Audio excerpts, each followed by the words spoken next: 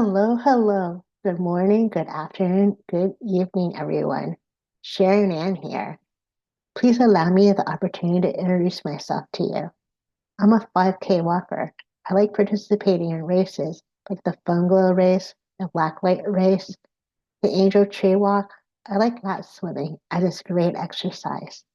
I love writing poetry, performing my works at outdoor theaters, coffee shops. Most of all, I'm passionate about all things mental health. Anyway, I wanted to come on today talking to you all about people pleasing.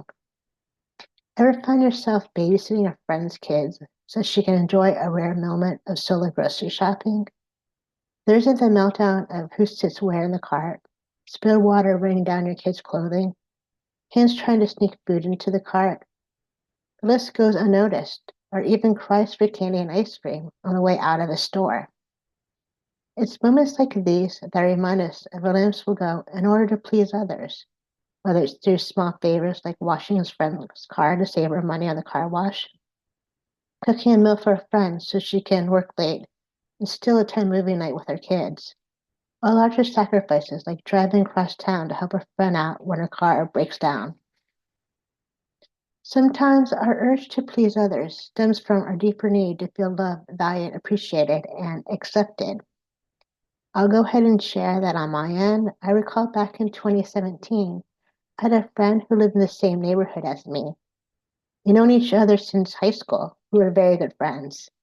In the evenings, after her kids went to bed, she had me over to fold her laundry, do the dishes, clean her kids' playroom. I did these things for her because I wanted a friend. I wanted to feel appreciated and accepted by others. I wanted to spend quality time with someone who was older than me, more knowledgeable than me. Friends, the need to people please often traces back to our past experiences of trauma or insecurity. Whether we learned that meeting others' needs was a pathway to connection and affirmation. And as we grow, this people pleasing habit it can become ingrained, affecting our ability to set boundaries and prioritize our own needs. We find ourselves saying yes, yes, when we mean to say no, no. We're afraid that asserting ourselves and our boundaries will jeopardize relationships that we cherish. For example, I'll share that on my own life. I grew up in a family where having boundaries was unheard of. To say no to anything was considered an insult, a form of disrespect, that you're self centered. You're asked to do something and you said no, you were gaslighted, you were manipulated, you were shamed into doing something that you didn't want to do. It may have been a culture thing because I'm Filipino in my background, or not. Another instance is how I can recall in 2017, I was talking to going to the Philippines for a wedding, a birthday party, and a family reunion all at the same time. I really didn't want to go, not know, I really didn't want to go because I knew that boundaries would not be respected.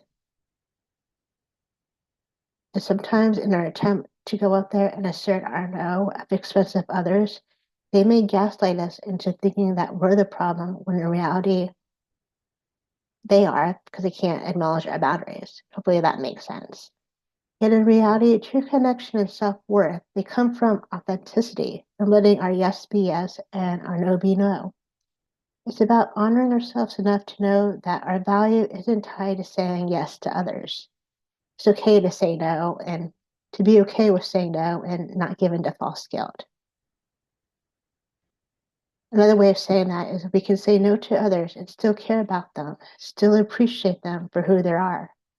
We can say no to others without second guessing ourselves and be happy with the decisions that we make. Navigating away from people pleasing is not easy. It requires a deep dive into understanding our motivations, reclaiming our sense of self worth, independent of external validation. It's about recognizing that true relationships thrive on mutual respect and understanding, not on constant accommodation at the expense of our own well being.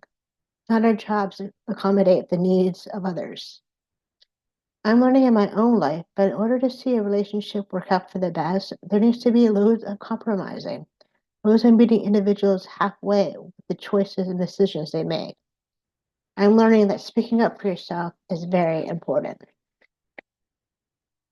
As a trauma coach, I specialize in supporting women battling anxiety, depression, dissociation, and PTSD. I witnessed firsthand the transformative power of reclaiming one's voice and agency.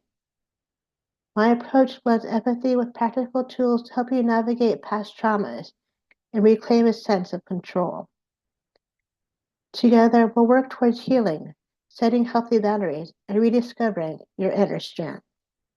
From now until September 10, 2024, I'm offering a special opportunity to work with me at a rate that fits your budget. Pay what you can with a minimum session fee of $20. This is my way of making support accessible for those who really need it, without financial barriers standing in the way of their healing journey. If you're ready to take the first step towards reclaiming your life from the grips of people pleasing and trauma, I invite you to reach out. Let's embark on this journey together where your healing and well being are the priority. The journey to authenticity and self acceptance starts now. Let's make it happen.